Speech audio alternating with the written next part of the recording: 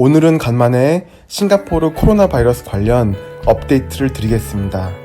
최근에 이 콩알만한 나라에서 확진자 수가 한국의 2배가 넘는 2만 명이 넘게 나왔고 1일 신규 확진자 수는 500명 이상 꾸준히 나오고 있습니다. 그래서 많은 분들이 싱가포르가 방역 시스템이 무너졌다고 생각하시는 분들이 계실까봐 현지인 입장에서 통계를 가지고 정확하게 한번 분석을 해보고 왜 우려할 만한 수준은 아닌지 말씀드리겠습니다. 일단은 총 확진자 수는 21,707명이고 1일 신규 확진자 수를 감안하면 5월 중에 3만 명이 넘는 확진자도 가능할 것으로 보입니다.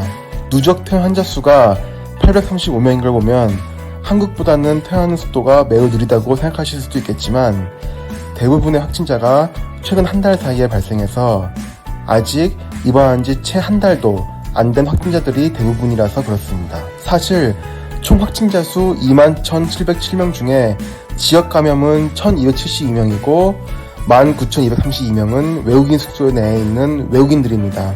그리고 외국인 숙소 밖에 머무는 외국인 노동자들의 감염자 수가 624명입니다. 외국인 숙소 내에 있는 외국인 노동자들은 모두 격리가 되어 있는 상태로 그 안에서만 확진자가 계속 쏟아지고 있습니다. 외국인 숙소에 있는 전체 외국인 노동자 수의 숫자는 제가 찾아보려고 했는데 통계 자료를 찾아보진 못했습니다. 하지만 기존 업데이트에서 보여드렸듯이 통계상 전체 싱가포르에 거주하는 인구 중에 시민권자, 영주권자를 제외한 외국인의 인구가 168만 명이고 그 중에서 워크퍼밋을 가지고 있는 외국인은 대략 70만 명입니다. WP는 워크퍼밋의 약자로서 외국인 취업비자 중에 상대적으로 임금이 낮은 노동자에게 발급되는 취업비자입니다.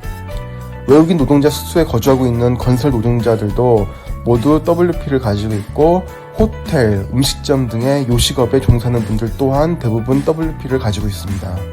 한인 식당에서 근무하는 한국분들도 WP를 가지고 계신 분들이 대부분입니다.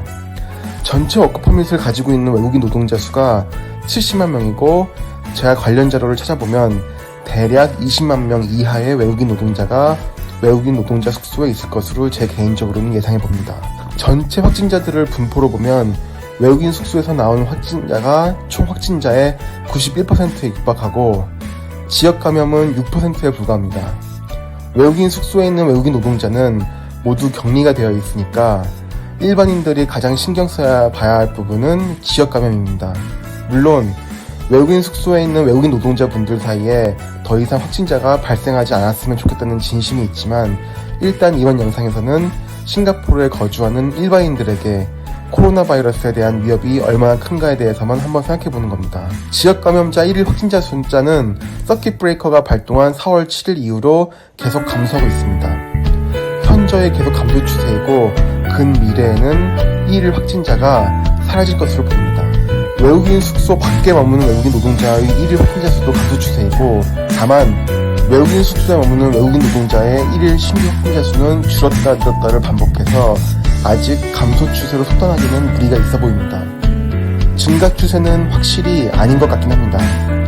임포티드는 해외에서 유입된 사례로 당연히 서킷 브레이커가 발동한 이래로 아예 없어졌습니다. 가장 중요한 부분은 실제로 위협이 되는 지역 감염 사례인데 1일 신규 확진자 수가 4월 25일 이래로 계속 한 자릿수입니다.